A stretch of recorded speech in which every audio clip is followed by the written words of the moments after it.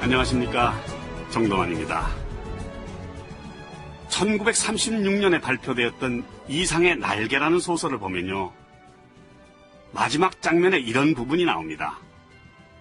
날개야 다시 솟아라. 날자, 날자, 날자. 한 번만 더 날잡구나. 작가의 어떤 간절함, 절실함이 느껴집니다만 소설에 대한 해석은 잠시 접어두고요. 이때 소설의 주인공이 발을 딛고 섰던 바로 그 장소가 경성 미스코시 백화점의 옥상이었습니다. 경성 미스코시 백화점. 당시 이 건물은 지하 1층, 지상 4층으로 경성시내에서 가장 큰 건물에 속했는데요. 시골 사람들은 이 백화점을 다녀와야 경성을 다녀왔다고 말할 수 있다 했을 정도였습니다.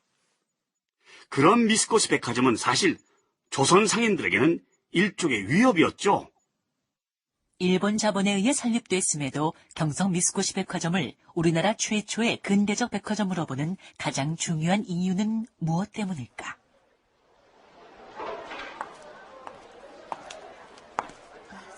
실례합니다. 네, 손님, 어서 오세요.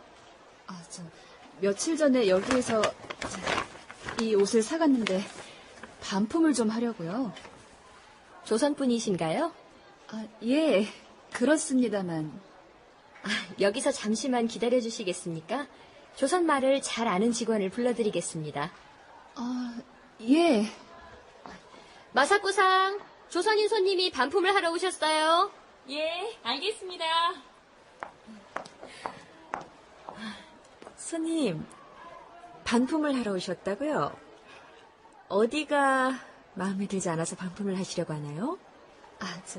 여기 이 아몰 부분이 너무 조이는 느낌이라 조금 큰 사이즈가 있으면 해서요. 제가 보기에는 대충 맞을 것 같은데요. 대충 맞는 걸 사려면 뭐하러 백화점에 갔겠어요. 네, 그러면 같은 디자인으로 이거보다 조금 큰 치수를 드리겠습니다.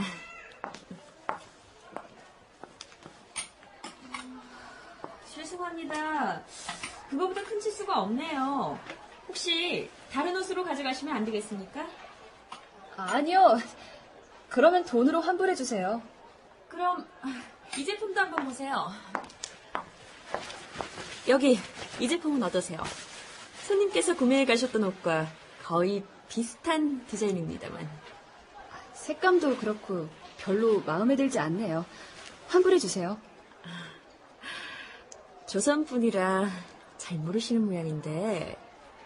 네? 이게 요즘 동경에서 최신으로 유행하는 제품이에요.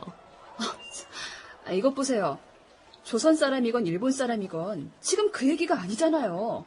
내가 산 이 물건 나한테 맞는 치수를 달라는 거고 만일 없다면 환불해 가겠다는 겁니다. 마사코야, 당장 환불해 드리세요. 마스터 차장님. 손님, 죄송합니다. 마음에 들지 않으신 물건이면 지금 당장 환불해 드리겠습니다. 네, 환불해 주세요. 그리고 저희 종업원이 신뢰를 범했습니다. 죄송합니다. 조선인이라고 무시당한 기분입니다. 조선인이든 일본인이든 미스코시 백화점에는 똑같은 고객 아닌가요? 당연한 말씀이십니다. 다시는 이런 문제가 발생하지 않도록 재교육하겠습니다. 그리고 죄송하다는 뜻으로 옥상 정원에서 친구분과 음료를 드실 수 있도록 조처해 놓겠습니다. 언제 한번 다시 들러주십시오.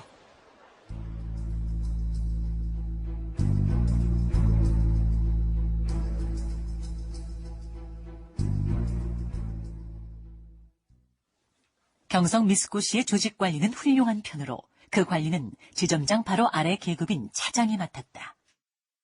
조선인이든 일본인이든 우리 미스코시에 들어오면 모두 다 똑같은 고객입니다. 조선 사람들한텐 조선말로 응대하기 위해 마사코 양을 채용한 겁니다.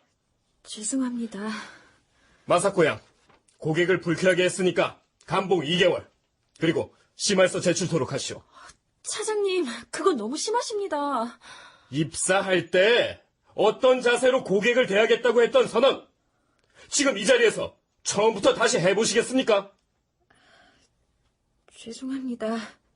그렇게 하겠습니다. 자, 어떻습니까? 바로 이 에피소드를 통해 경성 미쓰고시 백화점이 직원 교육을 어떤 식으로 했는지 알 수 있지 않습니까?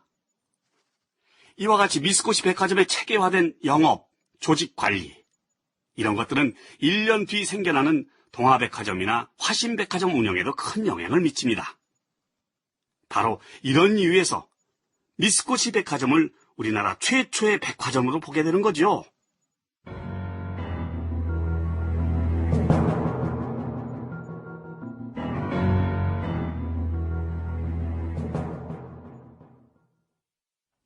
(1930년대) 초 일본계 백화점들이 영업 확대를 꾀하면서 한국 상권은 크게 위축되기 시작했다. 이들은 남촌 상권을 완전히 장악하고 점차로 조선인들의 상권인 북촌 상권을 위협하기 시작했다. 관련 기록, 서울대학교 경영학과 김병도 교수와 한성대학교 경영학부 주영혁 교수의 공저 한국백화점의 역사 가운데 일부분. 히라타, 조지아, 미나카이, 미쓰고시와 같은 일본계 백화점들은 대부분 설비와 매장, 다량의 상품을 갖추기 위해 방대한 자본을 투하하였다. 그랬기 때문에 많은 고객의 확보가 절대적으로 필요했다. 따라서 이들은 한국인 고객을 확보하는데 심혈을 기울이지 않을 수 없었다. 예를 들어 조지아는 한국인 고객 확보를 위해 전통적으로 한국인 상권의 중심지였던 종로 부근 남대문로까지 진출해서 한국인 위주의 백화점 건설을 표방하였다. 아이고, 모두들 모여 계시는군요. 1930년 12월 초 어느 날 종로를 기반으로 활동하던 조선 상인들이 종로의 한 주점에 모였다. 김 사장, 급히 모이라 해서 왔소마는 무슨 일이요? 이번 주말에 조지아 백화점 일본 사장이 종로에 온답니다. 아니 왜요? 여기 종로에다 조지아 백화점을 짓겠다는 거겠죠. 설마 했더니 정말로. 일단 막아야죠. 아니, 이제 그렇기는 합니다만, 근데 그 사람들이 자기들 돈으로 땅 사고 건물 짓는 거를 우리가 무슨 수로 막습니까? 종로 일대의 부지를 보러 온다고 하니 그때를 기다렸다가 우리의 뜻이 어떻다 하는 것을 강력한 행동으로 보여주도록 하시죠. 그럼 뭐 시위라도 하겠다는 거요? 필요하다면 해야죠.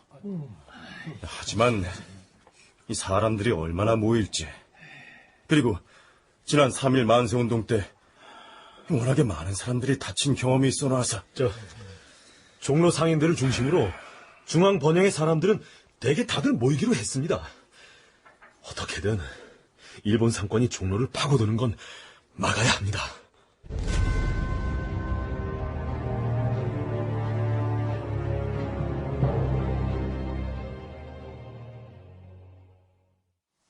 그로부터 며칠 뒤 일본 조지아 백화점의 사주는 한국 조지아 지점장 등과 함께 종로 일대를 둘러보러 오게 된다.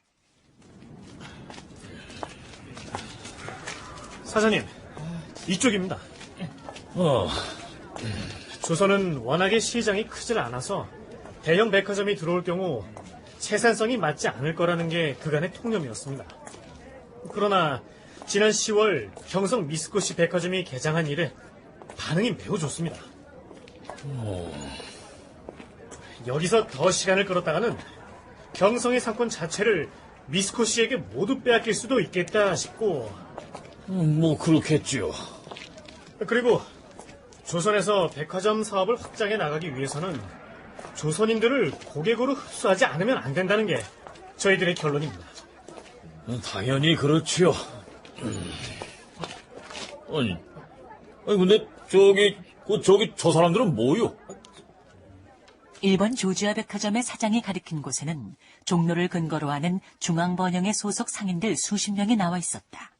그들은 조지아 백화점 사장의 종로 진입 자체를 허가하지 않을 기세였다.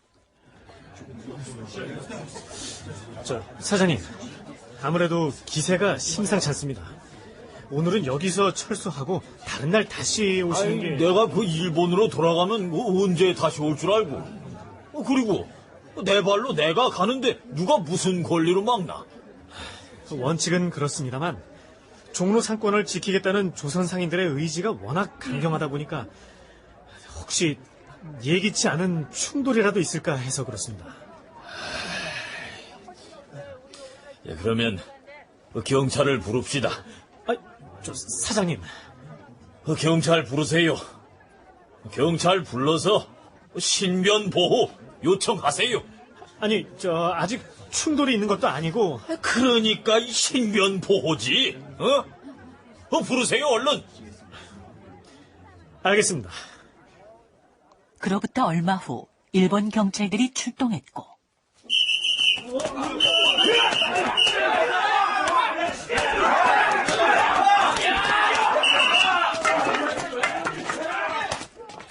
중앙번영회 소속의 종로 상인들은 강제로 해산됐다.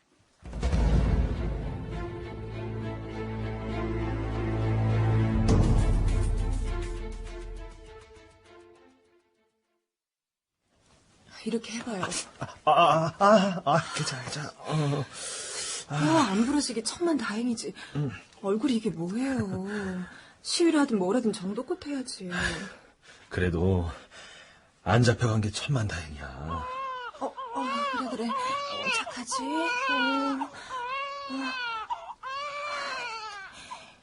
애가 겨우 2돌인데 당신이 잘못되면 우리는 어떡하라 그래요. 김 사장, 안에 있어. 누구예요? 덕원상점 최남 사장님 같은데?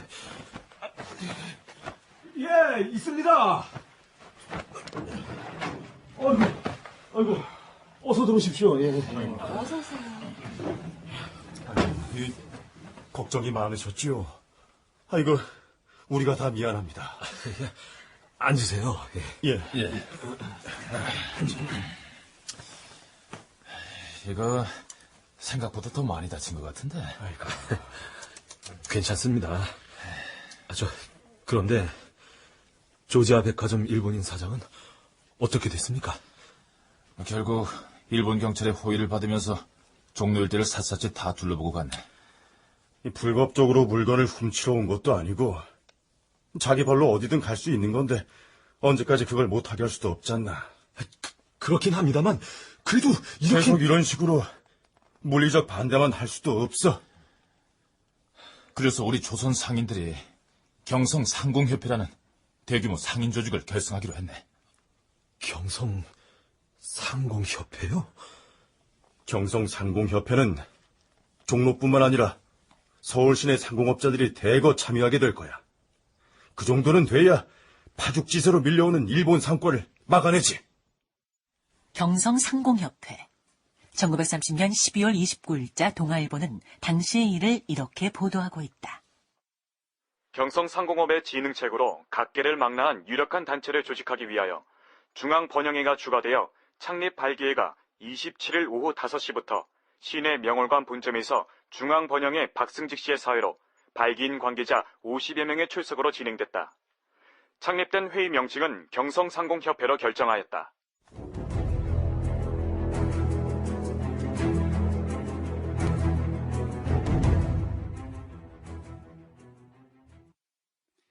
일본인들의 상권 장악에 대한 민족계 백화점들의 반격. 그 중심에는 또 화신백화점의 박흥식 씨가 있었습니다. 박흥식. 대한민국 근대 기업사나 유통사를 논할 때 빠뜨릴 수 없는 인물이죠. 바로 그 박흥식 씨도 이때 백화점 사업을 시작하게 됩니다. 선일지물의 박흥식이 백화점 사업 진출을 위해 선일지물 이사 이기현을 은밀히 불렀다. 지금부터 내 말 똑바로 들으시라요. 예, 사장님. 화신에 내 돈이 상당히 들어가 있어요. 예, 알고 있습니다. 지금부터 이 이사는 화신의 회계 감독으로 가셔서리 내가 신 사장한테 받아야 할 채권을 주식으로 변환시켜주는 그 작업을 해주시라요. 아시겠습니까?